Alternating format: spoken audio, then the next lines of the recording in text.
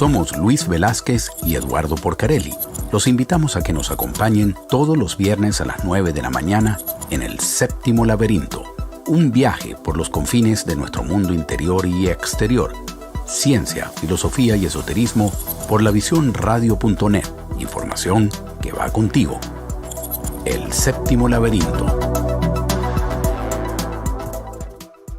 Buenos días, amigos y amigas de La Visión Radio. Es un placer de nuevo estar con todos ustedes y les damos la bienvenida al programa El Séptimo Laberinto. ¿Cómo estás, Luis? ¿Cómo estás, Mayerlin? Y hoy tenemos un programa súper interesante ligado al devenir de las relaciones entre los países históricamente, pero también es un tema que yo creo que alcanza hasta las empresas, alcanza hasta las personas, todas las dimensiones, y tenemos hoy un verdadero experto en el tema, es la historia del espionaje, y nos va a conversar con ello Eduardo Juárez. Eduardo Juárez es historiador, escritor y profesor en la Universidad Carlos III de Madrid, la Fundación Ortega Gasset Marallón y en la Universidad Antonio de Nebrija del Instituto Internacional de Seguridad Global. Es autor de National Geographic Society, colaborador habitual de la Radio Nacional de España y cronista oficial del Real Sitio de San Ildefonso. En más de una treintena de publicaciones ha investigado mucho los temas que tienen que ver con la Edad Media y específicamente este tema de la historia del espionaje, para el cual publicó un libro de una serie que a mí me apasiona. La serie Eso no estaba en mi libro de... Él escribió el libro, eso no estaba en mi libro de historia de espionaje. Estos son libros publicados por la editorial Almuzara y manteniendo una rigurosidad en la investigación de hechos históricos, los presenta de una forma amena, con aristas que quizás no habíamos visto antes. Bienvenido, profesor Eduardo Juárez, un placer tenerlo aquí en El Séptimo Laberinto. Hola, bien hallado. Muchas gracias por la invitación y por la descripción. Profesor, bueno, de nuevo, bienvenido. Este es un tema complejo para abordar, ¿no? Y yo tengo su libro y tiene tantas aristas. Bueno, la primera pregunta que quizás todo el mundo se hace es, ¿cuándo podemos hablar verdaderamente de una historia del espionaje? ¿Cuándo se inicia? Usted en su libro más o menos precisa en el periodo de la Edad Media. ¿Podemos hablar antes de historia del espionaje o no? Esa historia del espionaje está más ligada al nacimiento de los estados, sobre todo después que se firmó la paz de Westfalia y nacieron los estados modernos. ¿Dónde usted lo ubica precisamente y por qué? Bueno, la verdad es que la pregunta es complicada, ¿verdad? Y esas son las preguntas buenas, ¿no? Las preguntas complicadas son las que a uno le gusta, a mí por lo menos me gusta responder.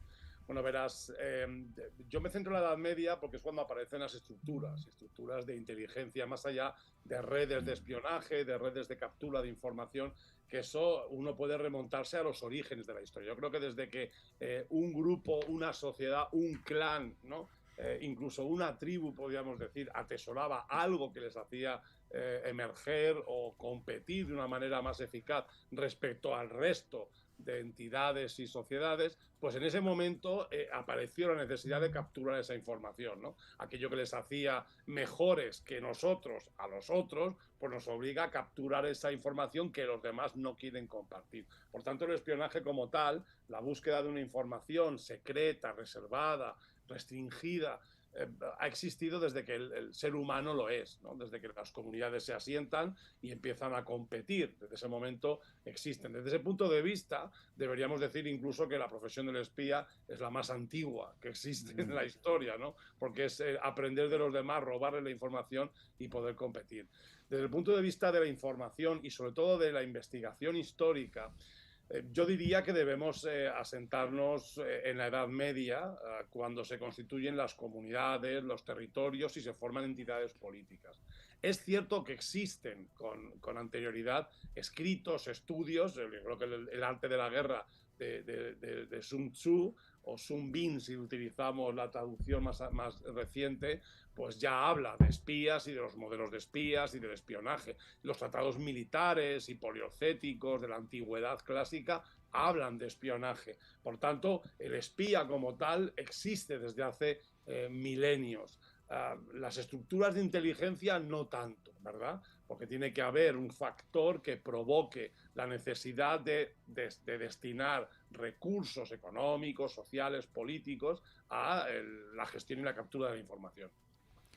Bueno, antes de que Luis haga la pregunta, lo presento y creo que él va a hacer preguntas interesantes porque Luis fue diplomático venezolano de carrera por más de 30 años con el rango de embajador, de esos que se formaron subiendo de puesto por méritos. Luis.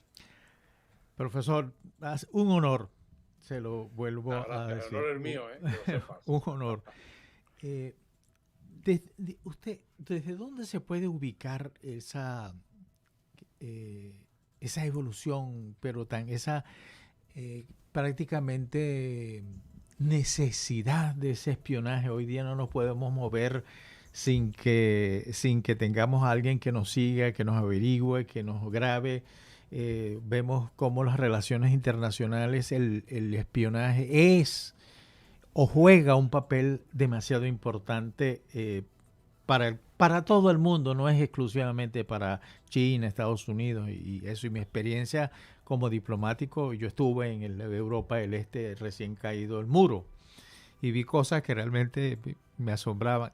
Eran prácticamente nuevas. Le voy a poner un ejemplo. Uno salía de la casa una tarde a pasear o algún compromiso y dejaba la casa arreglada, y al regresar, porque no eran tan sofisticados como son hoy, encontraba que la casa estaba desarreglada, que buscaron algo, que no se llevaban nada. Y un ejemplo más es una mañana, estaba desayunando y tocan la puerta. Yo en la noche, para evitar que me llamaran, desenchufé el teléfono de la casa. Entonces en la mañana temprano, a las 8 de la mañana, tocan la puerta y este señor, yo viví en Bulgaria, que usted se acuerda que Bulgaria era el país que hace los trabajos sucios de la Unión Soviética. Y entonces, sí, dígame. Y entonces, usted tiene el teléfono malo. Mi teléfono está mal. No, mi teléfono no está bien. No hay problema. No, lo tiene malo. Se le dañó y venimos a arreglarlo. Entonces, yo digo, bueno, está bien, pasen. Pasaron a la habitación.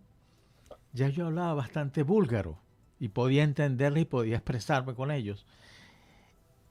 Y él se mete debajo de la mesa de noche y le dice al otro en búlgaro, es que lo tenía desenchufado.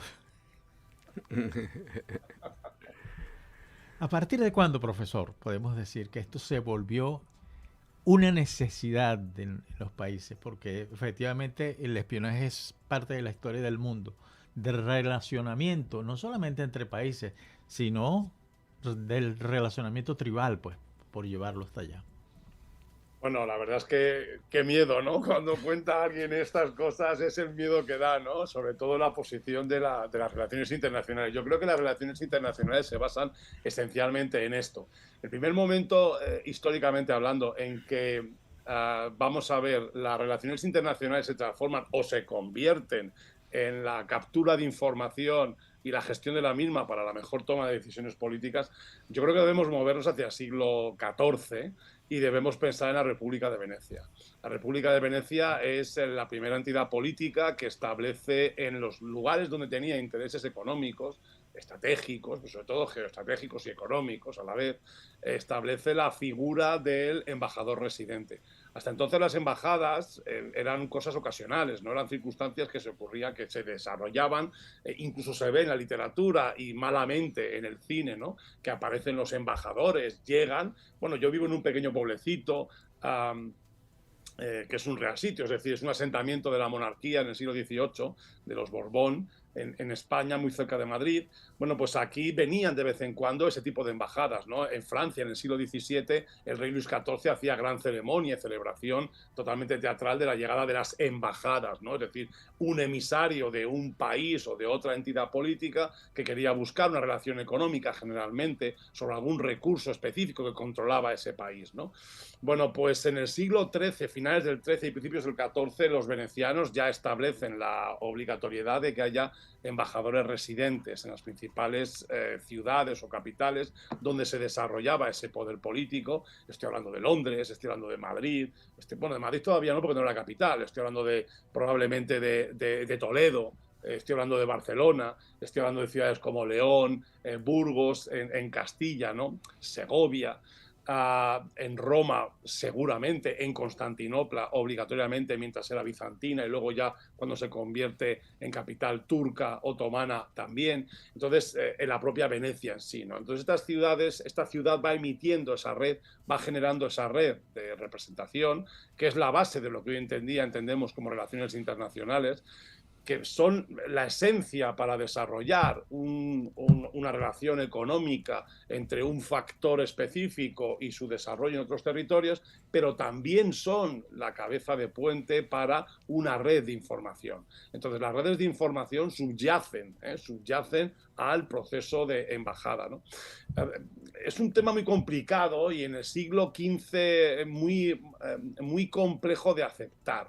Para los ingleses, en el siglo XV, todo embajador era un espía. Y aquellos que desarrollaban la embajada se sentían profundamente ofendidos, porque cuando un monarca le encargaba a una persona representar al rey ante otro monarca, era una de los honores más altos que uno podía acceder. Y claro, llegar a ese otro país, a ese otro reino y ser tachado de espía, pues era lo peor que le podía pasar a un embajador, ¿no? Puesto que al fin y al cabo un espía lo que hace es, o lo que hacía en aquel momento, era traicionar la confianza dada, ¿no? Por tanto, que un embajador fuera tildado de espía era poco más que una ofensa y un insulto.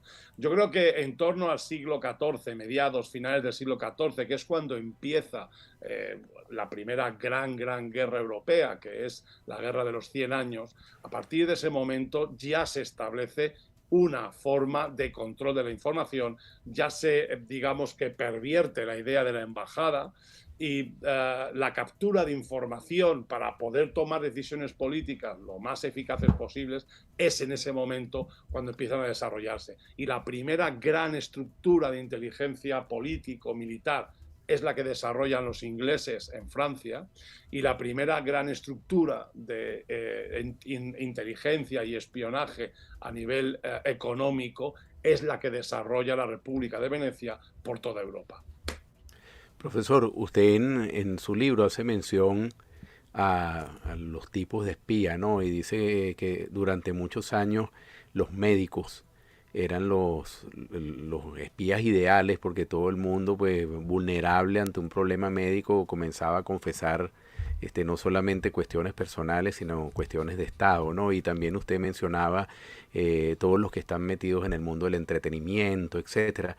Eso ha cambiado en el día de hoy y le agrego otra pregunta, porque quizás en tiempos atrás, cuando no habían los desarrollos tecnológicos que hay hoy en día, pues por supuesto el espía tenía que movilizarse para encontrar la información, pero hoy prácticamente desde una computadora con algunos conocimientos bien específicos versus la vulnerabilidad del que va a ser investigado, que no toman las medidas de precaución adecuadas para proteger la información, se puede acceder a mucha más información que en ese trato personal de un médico, de un músico. ¿Eso ha cambiado o estoy equivocado? Bueno, experimenta todo un proceso claro de evolución, ¿no? Desde el punto de vista histórico, ¿no? ¿Quién es el espía? Bueno, realmente el hecho de espía profesional, es decir, una persona que se dedique extensiva, intensivamente a la captura de información, eso es algo propio del siglo XX, quizás del XIX, pero más en el siglo XX, ¿no? El espía como profesional y luego la derivación en los agentes de inteligencia, analistas de inteligencia, dentro ya del propio proceso de la estructura de inteligencia. Es cierto que en la Edad Media, en los años de los siglos XIII, XIV, XV, los mejores espías eran aquellos que podían franquear fronteras sin ningún tipo de problema ni duda, ¿no? Estoy pensando en los peregrinos del Camino de Santiago, ¿no? Así intentaron liberar un grupo, y diríamos un comando, ¿no? Intentó liberar al señor de Montigny, que estaba preso en el castillo, en el Alcázar de Segovia, por orden del rey Felipe II, ¿no? Intentaron liberarlo disfrazado de peregrinos del Camino de Santiago, porque ¿cómo uno va a dudar de la bondad o de la finalidad del caminante que va hacia Santiago a redimir sus penas, ¿no? Pues bueno, los médicos, los músicos, pero sobre todo los comerciantes. Es decir, tradicionalmente un espía, digamos, palmario, ¿no? De libro, ¿no? De manual es el mercader, ¿no? De hecho, en las fases duras de la Guerra de los 100 Años, en el siglo XV, eran expulsados. Básicamente los comerciantes no se les dejaba ni asomar. He encontrado documentos en archivos británicos donde se tildaba a todos los mercaderes florentinos de espía. De hecho, la palabra espía que aparece por primera vez se refiere a mercaderes alemanes, que son bávaros, que van bajando y entrando en el norte de Italia. Se usa la palabra espía por primera vez para referirse a ellos, ¿no? Es decir, el modelo de espía tenía que ver esencialmente con personas que no encontraban dificultad para moverse de un lugar a otro, que no era extraño, es decir, es un extranjero, ¿no? No hables con él, no digas nada que él pueda utilizar en contra nuestra. En el caso de los médicos, bueno, ¿quién no le cuenta su vida a un médico, ¿no? ¿Quién no le deja entrar en casa al médico si se supone que te está salvando la vida? Que luego es posible que te la esté condenando porque se está robando toda la información y luego acabas en la picota por aquel condenado médico con el que hablaste, ¿no? Por la enfermedad. Respecto al acceso a la información, evidentemente la profesionalización de la gestión y la captura de la información ha llegado a un punto, yo creo que crítico en el momento en el que vivimos, y cualquiera puede ser un espía y cualquiera puede ser espiado. Uno puede estar espiando sin ser consciente de que espía, ¿no? Uno puede entrar con un teléfono móvil en una instalación del gobierno y ese teléfono estar hackeado y estar captando información de ese momento sin que lleguemos a saberlo.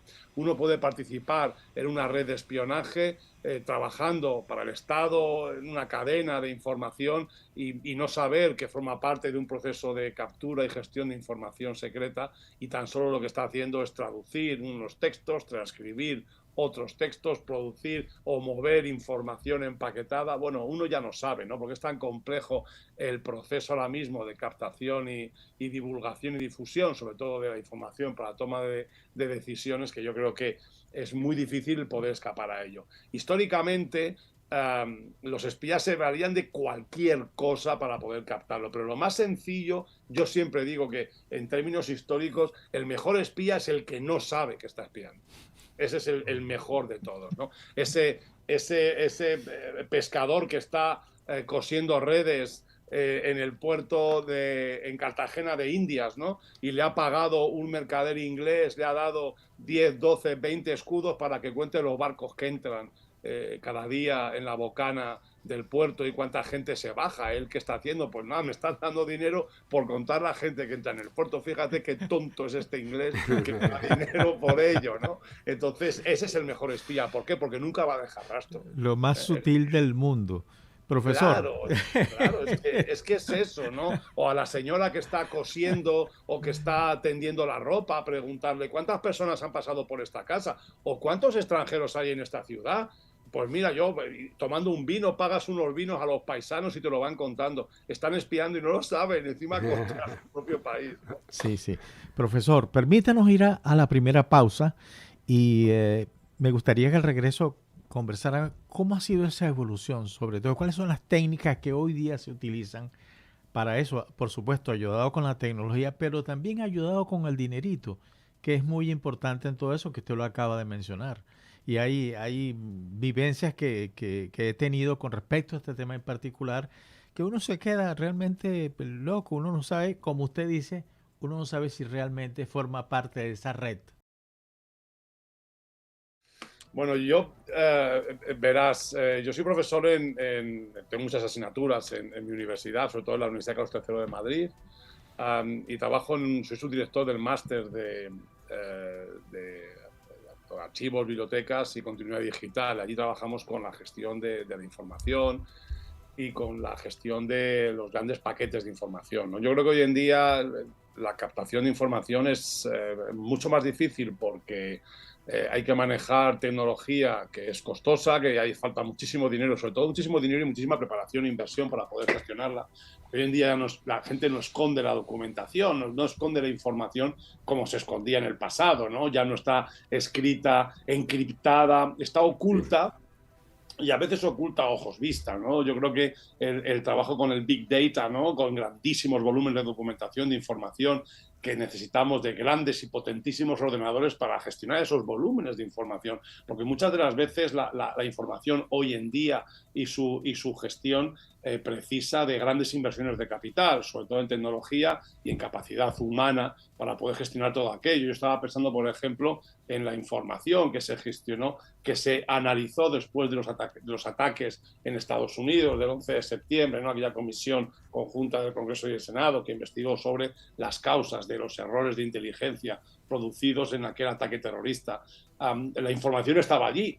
Es decir, no hubo una ocultación específica, una encriptación, unos algoritmos incapaces de descifrar para captar esa información, sino más bien hubo problemas de gestión y capacidad de mover esos volúmenes brutales de información, porque la realidad estaba allí, estaba accesible, ¿no? Más allá de la propia estructuración de los servicios de inteligencia y estructuras de inteligencia que puedan fracasar por cuestiones políticas, ¿no? O de politización de la gestión del secreto. Pero básicamente es así, ¿no? Pero yo creo que ha sido así siempre. El secreto del, valga la redundancia, ¿no? De la gestión del secreto está en la inversión en capital y en personal, ¿no?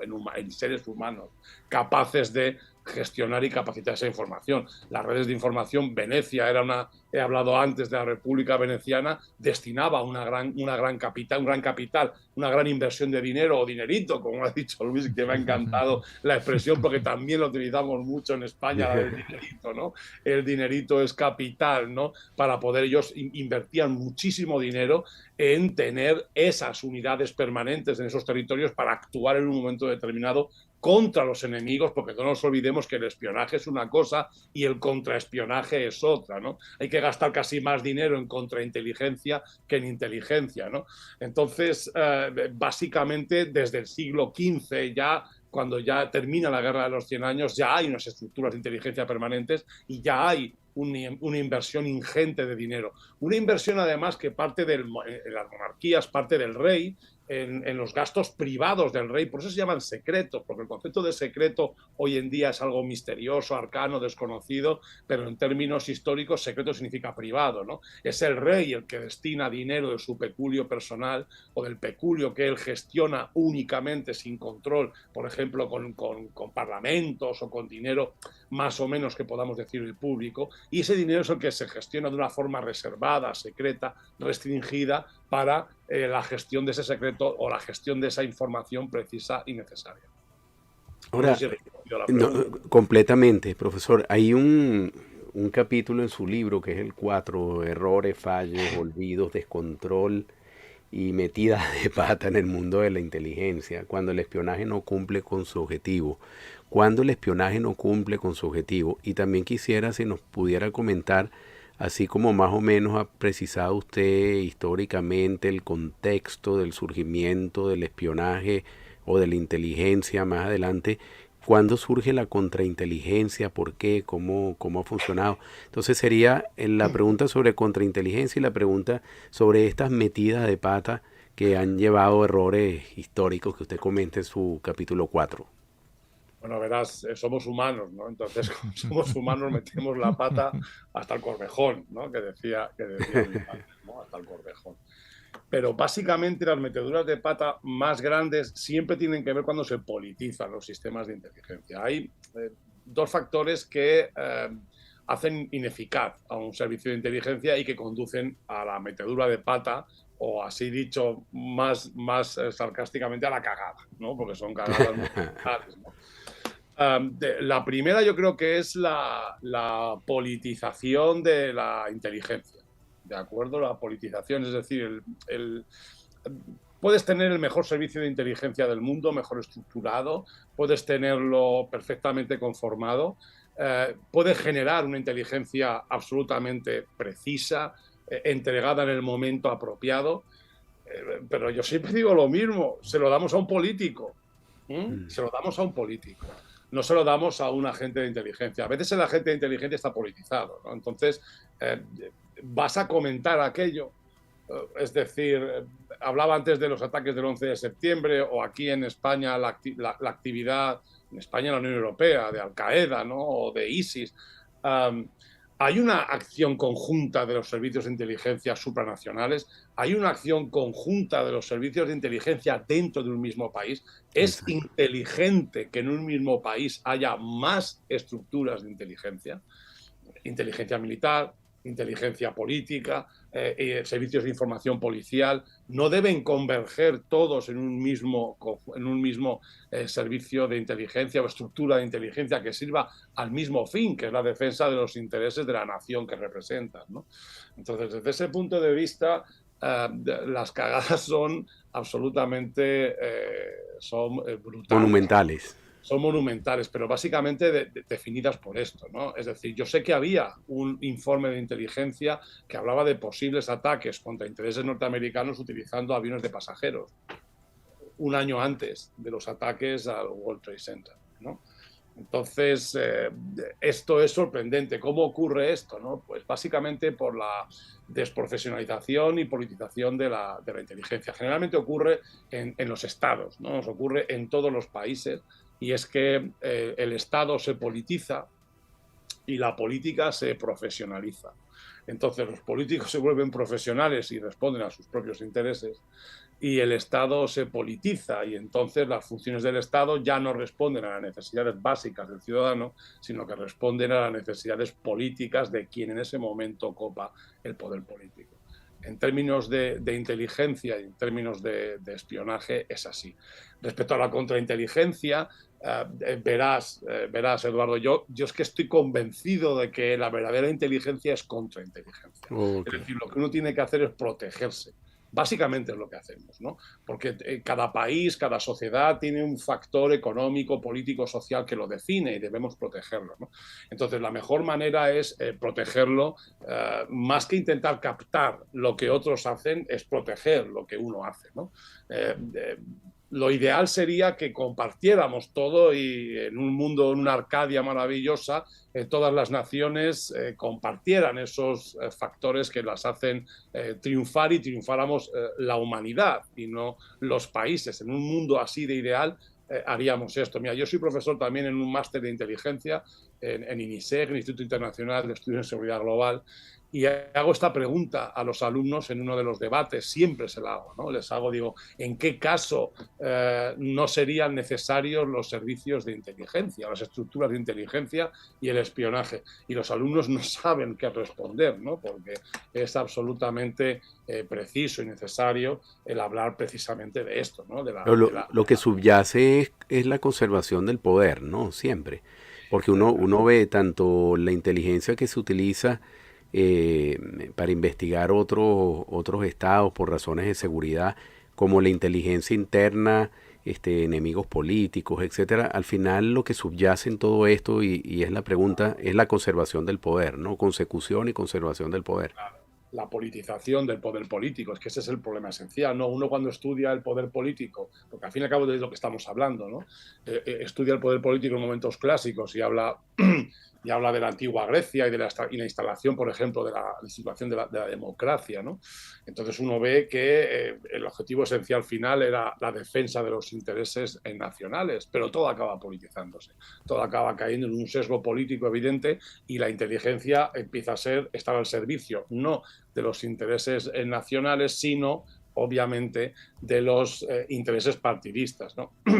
En ese sentido, Fíjate, yo creo que habría que hablar también incluso de los propios servicios de inteligencia, porque es que la efectividad y esa politización de la que estamos hablando es inherente a los entornos democráticos. Entonces, en una sociedad democrática, los servicios de inteligencia están sometidos a esa necesidad de respetar una constitución o una ley que nos protege a todos precisamente de las injerencias que ha contado Luis con su teléfono en Bulgaria, que es lo más normal del mundo. Y ahí llego al otro punto, que es dónde son más eficaces los servicios de inteligencia, las estructuras de inteligencia, que son en aquellos regímenes que no son democráticos, donde la inteligencia está al servicio del Estado, porque el Estado en sí está politizado y la sociedad debe someterse a esa praxis política no democrática. Ahí es donde funcionan los servicios de inteligencia. ¿Cuál es el mejor servicio de inteligencia o cuál ha funcionado a lo largo de la historia? El que mejor, probablemente el KGB. Probablemente el KGB fuese el mejor servicio de inteligencia. O ¿no? la Stasi también. La Stasi, sí. en la Alemania democrática, ¿no? Aunque sea un oxímoron decir esto, ¿no? Sí. El Mossad dicen también, ¿no? Alemania, ¿no? Entonces, ese es el problema. ¿Cuál es el problema que subyace en la CIA o que subyace en el MI5, en el MI6 o en el CNI aquí en España? Pues evidentemente que deben someterse al respeto a la ley. A la ley que nos protege a todos. Sí. Y entonces el espionaje, evidentemente, es mucho más complicado que en Madrid aparezca la policía por la mañana a decirle a Luis que su teléfono no funciona. Es muy propio de un servicio de inteligencia en un Estado no democrático. Sí, por esa experiencia, que te tengo una pregunta y un comentario.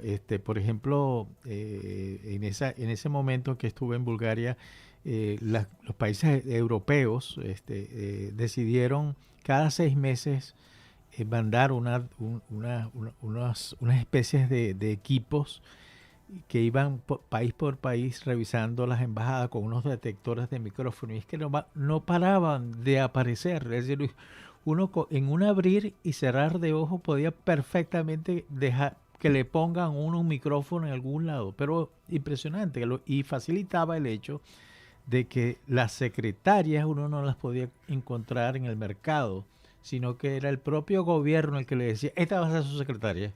Y ahí no había posibilidad. Pero, ¿cuál es la mejor técnica hoy día? Porque una cosa es el espionaje industrial, que tiene que impactar el desarrollo industrial, que impacta el comercio internacional, pero hay otro que es muy importante, que son de las decisiones políticas.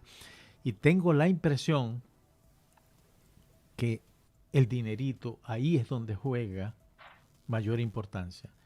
Recientemente vi una película que de paso se las recomiendo, que es hecha en Australia, que se llama Ciudad Secreta, en donde se maneja el tema de espionaje de China a Australia y al resto de los países del Pacífico.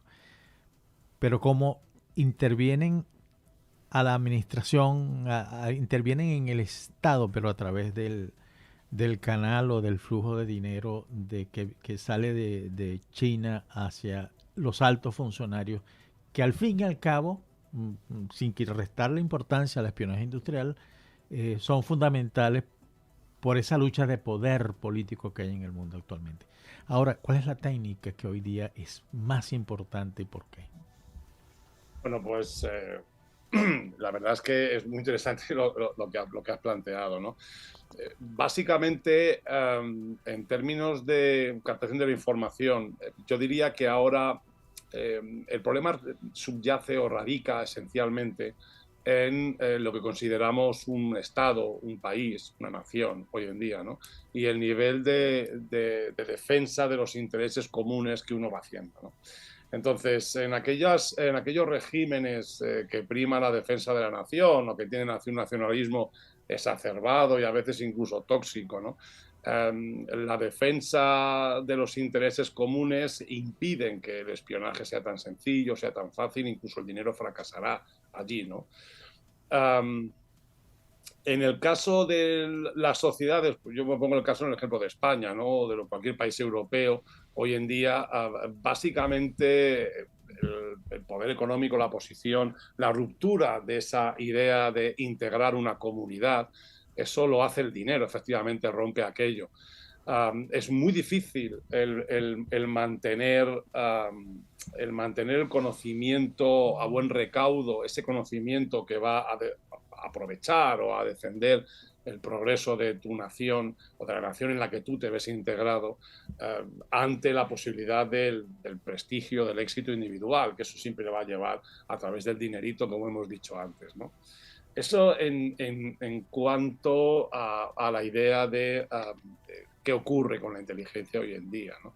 Respecto a cómo funciona hoy en día la inteligencia, yo creo que más que captar información, lo que hacemos es emitir información, que es el otro camino, ¿no? Que es el camino de la desinformación. Hoy en día la guerra es básicamente una guerra por el control del conocimiento, por el control de la información. En el caso de China, el espionaje industrial o la información industrial, yo creo que no se puede separar de la política. China está llevando a cabo un proceso, la República Popular China, de expansión de intereses y de factores económicos estratégicos por todo el mundo, mientras estamos luchando por intentar hablar de nacionalismos, de ideas globales, de supranaciones que integren como la Unión Europea, o estructuras militares, políticas, estratégicas como la NATO. Yo creo que mientras eso ocurre, China está expandiendo un control sobre los factores básicos para la economía a través de América Latina, pero también en África, ¿no? Hay una presencia importantísima de China. Y frente a eso, lo que nos enfrentamos los países occidentales es ante una lucha tremenda hacia la desinformación. Es decir, hay una labor constante de zapa y de mina basada en ensuciar los canales abiertos de información en los que nos movemos, donde ya prácticamente es imposible discernir qué es o qué no es. Y esa es la lucha actual en la que se mueven estos servicios de inteligencia, porque ahora está tan ensuciado el canal, tan lleno de desinformación, algo que se ha utilizado siempre, es una técnica básica a lo largo de la historia, la de zumbar a tus enemigos con desinformación que los desprestigie, pero básicamente hoy en día el canal básico es el de la desinformación. Profesor, la cooperación es un medio para el espionaje. La cooperación. No debería serlo. No debería serlo. Pero es una forma de influir. Perdón, dime, no te he entendido. Pero es una forma de influir. Sí, indudablemente. Pero verás, yo creo que en términos generales el espionaje nunca puede ser cooperación, ¿no? Porque si uno coopera con alguien, se supone que lo que hace haciendo es compartir información. Entonces, el compartir información es justo lo contrario de la esencia de lo que es una estructura de inteligencia. Una estructura de inteligencia no comparte información, ¿no? Y ese es el principio básico de malfunción o malfuncionamiento de las estructuras de inteligencia diversificadas dentro de las grandes naciones hoy en día en el siglo XXI, ¿no? Yo creo que la experiencia está clara en el siglo XX, sobre todo en el periodo de la Guerra Fría, donde las estructuras de inteligencia conformaban un tronco común. Esto se rompe al desaparecer la amenaza de la amenaza real, ¿no? O aquella amenaza de la Unión Soviética y del bloque comunista que tanto atemorizaba a los países occidentales. Y las estructuras de inteligencia diversificadas se convierten en factores políticos dentro de un Estado. Y eso es lo que conduce justo a lo contrario, a la falta de cooperación. Cuando hay cooperación interna, externa, a la Unión Europea, los países que integran la Unión Europea, yo como ciudadano de la Unión Europea me pregunto, ¿los países que integran la Unión Europea comparten la información? El Reino Unido, antes de salir con el Brexit, compartía esa información con el resto de países. Desde un punto de vista tan sencillo como dónde tributan las grandes compañías sus impuestos y por qué no hay cooperación en esto, por qué en Irlanda, por ejemplo, están las grandes compañías tecnológicas porque pagan muchísimos menos impuestos que, por ejemplo, en España, en Francia o en Alemania, ¿no? Entonces, ¿dónde está la cooperación? Todo esto induce a pensar que es todavía preciso y necesario la conformación de estructuras de inteligencia y espionaje que nos permitan saber la razón de estas diversidades políticas, económicas, sociales, no digamos ya militares o estratégicas. Profesor, tengo dos preguntas, ¿no? La primera voy a elaborarla un poquito para plantearla adecuadamente, ¿no? Cuando uno ve los organismos internacionales, ¿no? La dinámica de los organismos internacionales, la burocracia en los organismos internacionales, por supuesto que, bueno, formalmente un organismo internacional sirve para representar los intereses de los Estados miembros, pero uno encuentra que muchas veces el organismo internacional es más que la suma de esos Estados miembros. Pareciera que, por un lado, los funcionarios del organismo internacional tienen su corazoncito hacia el país del cual provienen, pero al mismo tiempo alimentan esa burocracia del organismo internacional para que sobreviva, pensando también que puedan sobrevivir sus puestos, ¿no? Y en los organismos de inteligencia hay una referencia en su libro, por supuesto, al famoso caso del asesinato del presidente Kennedy y el Black Ops, ¿no?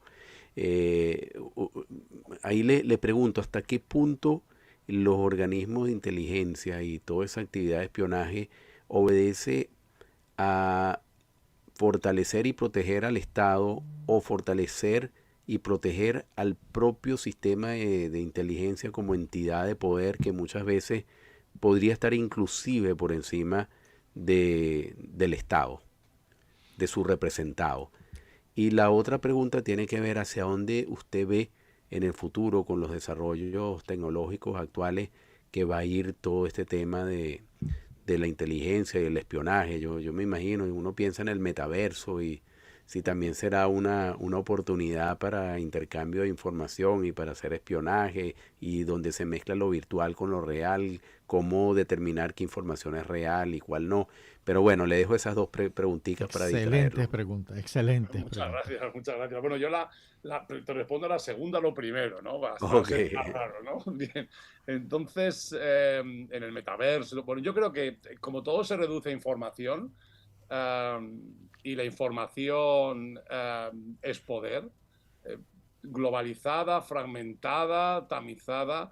Yo creo que la gestión de la información es la esencia del conocimiento de cualquier ser humano que quiera sobrevivir en un futuro no muy lejano, ¿no? Por tanto, yo creo que en cualquier tipo de formación que tenga uno hoy en día debe haber un punto, una asignatura, una preparación, una formación que sea gestión de la inteligencia o inteligencia, ya sea desde el punto de vista de las ciencias políticas, desde las ciencias económicas. En cualquier caso tiene que haber una preparación para gestionar la información, para proteger aquella información que sea sensible, no ya a nivel nacional, estoy pensando incluso, fíjate, en proyectos de investigación esenciales y básicos, ¿no? Que uno está trabajando, publicando un libro y tiene que llegar a términos. Sí, yo acabo de terminar un libro sobre historia de los Illuminati, que también Qué interesante, es de esa serie que tanto te gusta, que es la serie de la editorial de Muzara. Entonces, hasta que no termina uno el proceso de investigación, no llega a sus conclusiones, no comparte la información. Le estás haciendo un proceso de contrainteligencia, estás protegiendo una información que entiendes que es susceptible de beneficiarte a ti y no quieres que beneficie a otros, ¿no? Entonces, desde ese punto de vista, yo creo que cuanto más acceso tenemos a la información, cuanto más individualizado está ese control de la información propia, más necesitamos de unos rudimentos básicos de gestión de lo que es sensible, ¿no? La gente no entiende lo que es la protección de los datos, la gente no entiende lo que es el entregar datos de una forma desinteresada o descontrolada, ¿no? Uno puede estar, evidentemente, sometido a una usurpación de la identidad. Bueno, te pueden ocupar la casa, te pueden ocupar la cuenta, puedes desaparecer en ese metaverso y aparecer otra persona que ocupe tu espacio, ¿no? Desde ese punto de vista, yo creo que se va a individualizar más el conocimiento de la gestión de la información propia y, por extensión, de la información conjunta. Respecto a la primera pregunta que me has hecho sobre estas entidades supranacionales, bueno, a mí me gusta decir que el poder, las entidades más poderosas hoy en día ya no son naciones, son organizaciones supranacionales, ¿no? Más que internacionales, supranacionales, es decir, que están por encima del concepto de nación. Desde ese punto de vista, pues Naciones Unidas tiende a tener más poder que lo que pueda ser los Estados Unidos, por poner un ejemplo, ¿no? Es decir, en ese nivel, la Organización Internacional del Comercio, el Fondo Monetario Internacional, bueno, hemos visto hace apenas 10 años el Fondo Monetario Internacional intervenir la soberanía de determinados países de la Unión Europea que habían entrado en crisis económica terminal, ¿no? Como Grecia, Italia, España, Islandia, ¿no? También tuvieron estos problemas y se vieron sometidos a esas injerencias. Los funcionarios, bueno, los funcionarios que también forman parte de la gestión de esta información, es cierto que por un lado no son realmente fieles a la organización supranacional, pero es porque tenemos todavía una enfermedad que prevalece desde hace 150, 200 años en todo el mundo, que es el nacionalismo, ¿no? Entonces, ese nacionalismo, esa idea de la soberanía nacional, uno le dicen, vamos a integrar, yo te pongo el caso de España, vamos a integrar España en sus territorios en la Unión Europea de modo que España sea gobernada desde Bruselas y vamos a tener un futuro halagüeño en el cual las oportunidades van a existir, no va a haber diversidad, no va a haber problemas de enfrentamiento ni de género, ni de lo... Va a ser maravilloso. Yo diría, adelante, pero va a haber muchos de mis paisanos que van a decir que naranjas de la China, que se dice aquí, ¿no? Van a decir que nada de nada, que ellos quieren preservar su identidad, el control sobre ella, ¿no? Por eso es muy complicado siempre en este nuevo horizonte en el cual todo está a un nivel supranacional, mantener y preservar esas ideas nacionalistas, ¿no? Que no dejan de ser desinformación, ¿no? Es básicamente lo que hacía la Federación Rusa y ha estado haciendo durante muchos años, ¿no? Bueno, hasta ahí. Profesor, un comentario de esa experiencia que estuve yo en el este. Sí. Yo tenía otra responsabilidad en otros países del este de Europa y en la primera visita que hice, que me reuní con diplomáticos latinoamericanos, uno de ellos, en una conversación muy amena, me dijo, mira, hay un dato que te voy a dar para que estés atento. En determinado momento te van a comenzar a llegar muchachas muy bellas y que te van a sentir, yo nunca me olvidaré de esto que me dijo, te van a hacer sentir como Julio Iglesias.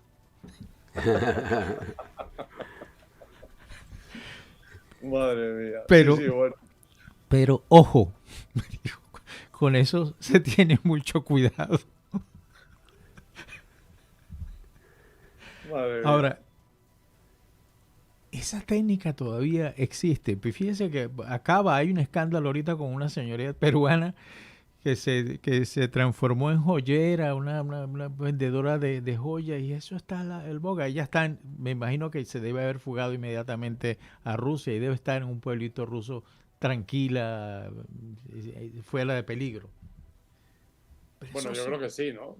Tienes razón. Yo creo que además son dos de los factores esenciales que corrompen al funcionario, ¿no? Corrompen la voluntad del individuo. Una es el sexo, está claro, y otra es el dinero. Son los dos factores que además yo siempre digo que todos los problemas en la historia de la humanidad han venido por esos dos caminos, bien por el sexo, bien por el dinero, ¿no? Entonces, claro que es un argumento que sigue funcionando, aunque yo cada vez estoy más convencido de que el camino para corromper al individuo que tú quieres integrar en tu red va a estar siempre en la información y en el prestigio social. Hoy en día tan en boga, ¿no? Que tiene que ver, evidentemente, siempre con el sexo y con el dinero.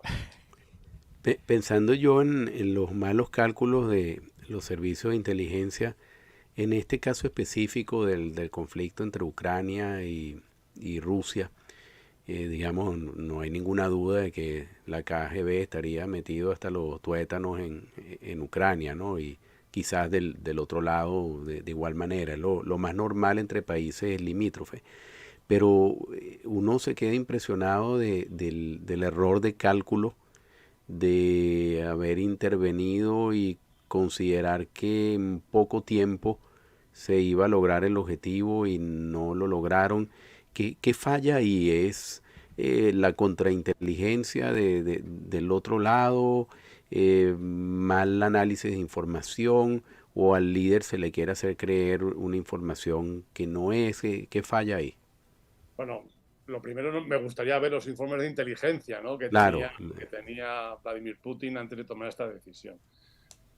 He hablado repetidas veces sobre esto en Radio Nacional aquí en España respecto al proceso de la guerra, que creo que es un conflicto claramente económico. Lo que se ha planteado es la lucha por un mercado que la Unión Europea ha ido asumiendo poco a poco hacia el este e integrando Unión Europea y después detrás con la NATO. Y esto ha generado que cada vez el mercado sea más estrecho para la Federación Rusa. Respecto a la inteligencia, efectivamente, la Unión Soviética tenía unos grandes servicios de inteligencia. Yo creo que siguen teniendo la Federación Rusa unos grandes servicios de inteligencia. Son pioneros en el proceso de desinformación e intoxicación en otros países para conseguir sus objetivos y romper esa unidad supranacional. Yo estoy seguro que los informes de inteligencia son buenos. Okay. Aquí lo que fracasa siempre es la decisión del político. Entonces Vladimir Putin es una persona... Interesante eso. Claro, hay que verlo así, ¿no? El círculo de poder, no solo personalizarlo en el presidente Putin, sino en el círculo de poder que lo rodea. Ahí yo entiendo que es donde está el error en la toma de decisión, la infravaloración o no tener en cuenta esos informes de inteligencia, que seguramente los tiene magníficos y los ha tenido avisándole de los múltiples peligros y posibilidades de enquistarse este conflicto con el apoyo económico del resto de países, ¿no? Muy interesante esa respuesta. Profesor, lamentablemente llegamos al final del programa. Esto ha sido una conversación apasionante, súper interesante. Le ruego que cuando esté publicando su libro de la historia de los Illuminati nos informe. Nos gustaría hacer un programa al respecto. Muchísimas gracias por habernos acompañado. Nos gustaría... Muchas gracias por la invitación. Y ha sido divertidísimo, se me ha pasado en un suspiro. Igualmente a nosotros. Muchas gracias también a Luis y a Andy y a todo el público del Séptimo Laberinto. Los esperamos la próxima semana. Muchas gracias.